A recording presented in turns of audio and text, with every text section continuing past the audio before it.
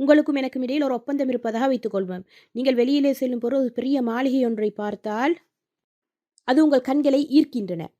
மேலும் அந்த வீட்டினுடைய சொந்தக்காரர் அந்த வீட்டு வாசலில் நின்று கொண்டு இந்த வீடானது 10 மில்லியனுக்கு வர்த் ஆனது என்று உங்களிடம் கூறி, அது உங்களுடைய அதிர்ஷ்ட நாள்.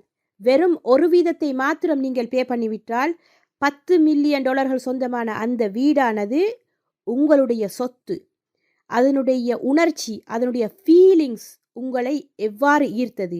நீங்கள் கோமாவில் இருந்தால் கூட அதனுடைய உணர்ச்சியை உங்களால் காண முடியும். மேலும் பிளாக் ஃப்ரைடேயில் மக்கள் பொருட்களை எவ்வாறு கொள்வனவு செய்கின்றார்கள் என்பதை பார்க்கும் பொழுது அனைவரும் தங்களைத்தாமே முந்திக்கொண்டு ஓடுவார்கள். இந்த நெருக்கலின் காரணமாக யாராவது இறக்க நேரிடலாம். அவ்வளவு மக்கள் மத்தியில் இந்த டீலானது ஊடுருவி காணப்படுகிறது. மேலும் மக்கள் பெஸ்ட் பையின் முன்னால் கடும் குளிரிலே நின்று கொண்டு வெகு நேரம் இருப்பார்கள். அதே போல கேம்ப் அடித்து கொண்டும் நிற்பார்கள். ஏனென்றால் பெஸ்ட் பையில் போடப்பட்ட லேப்டாப்பை வாங்குவதற்காக. சமீபத்தில் ஒரு பெண்மணி வால்மார்ட்டுக்கு ஆயுதத்துடன் சென்று ஒரு வீடியோ கேமை வாங்கிவிட்டு தான் முதலாவதாக வாங்கிவிட்டேன் என்று கூச்சலிட்டார். இது உளவியல் ரீதியில் மக்களை மாற்றியுள்ளது. மேலும் இதே போலதான் இறைவனுக்கும் எங்களுக்கும் இடையே ஒரு ஒப்பந்தம் உண்டு. அதாவது இறைவன் எங்களை நன்கறிந்தவன், அவன் தான் எங்களை படைத்தான். இறைவனுடைய ஒப்பந்தத்தை பாருங்கள். நான் உதவி செய்தால் அல்லாஹ் எங்களுக்கு உதவி செய்வான். நாங்கள் படைப்பினங்களுக்கு கொடுத்தால் அல்லாஹ் எங்களுக்கு கொடுப்பான். அதாவது 10 மில்லியனுக்கு சொந்தமான அந்த வீடை நீங்கள் 1% மாத்திரம் கொடுத்து வாங்கினால் உங்களுடைய சந்தோஷம் இவ்வாறு என்றால், இறைவனுடைய வெகுமதி உங்களுக்கு எவ்வாறானதாக இருக்கும் என்று எங்கள் நபிகள் நாயம் ஸல்லல்லாஹு அலைஹி வஸல்லம் அவர்கள் எங்களுக்கு கூறியுள்ளார்கள். மக்களுக்கு யாரு பயனுள்ளவர்களாக இருக்கின்றார்களோ அவர்களைத்தான் அல்லாஹ் மிகவும் நேசிக்கின்றான் என்று. நாங்கள் இங்கே 10 மில்லியனுக்கு சொந்தமான வீட்டை பற்றி கதைக்கவில்லை. அல்லாஹுடைய அன்பையும் அவனுடைய வெகுமதியையும் பற்றி கதைக்கிறோம். இறைவனுக்காக நாங்கள் கை கொடுக்கும் பொழுது அது உங்களுக்கு மிகவும் ஒரு சுலபமான ஒரு காரியமாக கூட இருக்கலாம். மேலும் இதை நாங்கள் அல்லாஹுக்காக செய்யும் பொழுது அது அல்லாஹுவிடமிருந்து கிடைக்கக்கூடிய வெகுமதி எல்லையற்றது, எங்களால் கூற முடியாது. மேலும் நபிகள் நாயம் ஸல்லல்லாஹு அலைஹி வஸல்லம் அவர்கள் கூறினார்கள், நாங்கள் ஒருவருக்கு உதவி செய்யும் பொழுது அல்லாஹ் எங்களுக்கு உதவி செய்வான் என்று. அதாவது அல்லாஹ் உங்களுக்கு உதவி செய்வான். அதாவது ஜனாதிபதியோ அல்லது அரசியல் அதிகாரிகளோ உங்களுக்கு உதவி செய்வார்கள் என்று நான் கூறவில்லை. எல்லாம் வல்ல இறைவன் உங்களுக்கு உதவி செய்வான்.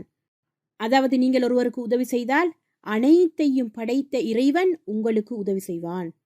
மேலும் இன்னும் ஒரு ஹதீஸில், நீங்கள் ஒவ்வொரு செயலையும் அல்லாஹுக்காக செய்யும் பொழுது அந்த ஒவ்வொரு செயலுக்குரிய கூலியையும் அல்லாஹ் உங்களுக்கு அளிப்பான் என்று.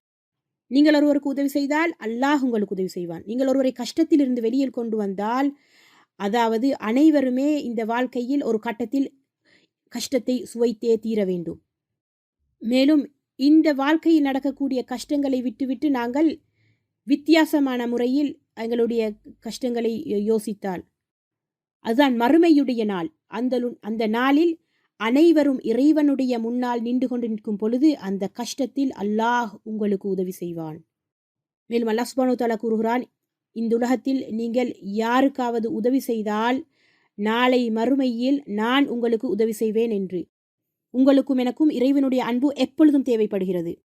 இதை நாங்கள் சில வேளையில் மறக்கலாம். இதைத்தான் நபிகள் நாயகம் ஸல்லல்லாஹு அலைஹி வஸல்லம் அவர்கள் சொன்னார்கள், எங்களுடைய அமல்களில் மாத்திரம் நாங்கள் சுவர்க்கம் செல்ல முடியாது, இறைவனுடைய அன்பு இல்லை என்றால். ஆகவே இறைவனுடைய அன்பில்லாமல் யாவரும் சுவர்க்கம் செல்ல முடியாது. இதை கேட்ட அவர்களுடைய தோழர்கள், யா ரசூலல்லாஹ் நீங்களுமா என்று கேட்டார்கள். அதற்கு ஆம் என்றார்கள். ஸல்லல்லாஹு அலைஹி வஸல்லம் அவர்கள், அல்லாஹுடைய மிகவும் அழகான படைப்பு, அவருக்கே அல்லாஹுடைய இரக்கம் தேவைப்பட்டால் எங்களை பற்றி சிந்தியுங்கள். மேலும் அல்லாஹுடைய அன்பை பெறுவதற்கு மிகவும் இலகுவான ஒரு வழியை இறைவன் எங்களுக்கு காட்டியுள்ளான். அதுதான் மனிதர்களிடத்தில் நாங்கள் அன்பு காட்டுவது. அதாவது நீங்கள் ஒருவருக்கு உதவி செய்யும் பொழுது அதை பன்மடங்காக்கி இறைவன் உங்களுக்கு கொடுக்கிறான். இதைத்தான் நான் இறைவனுடைய ஒப்பந்தம் அல்லது டீல் என்கிறேன். ஆகவே இங்கே நான் 10 மில்லியனுக்கு சொந்தமான வீட்டை பற்றி கூறவில்லை. இங்கே சொல்வது என்னவென்றால், அல்லாஹுடைய அன்பும் அவனுடைய வெகுமதியுமே ஆகும்.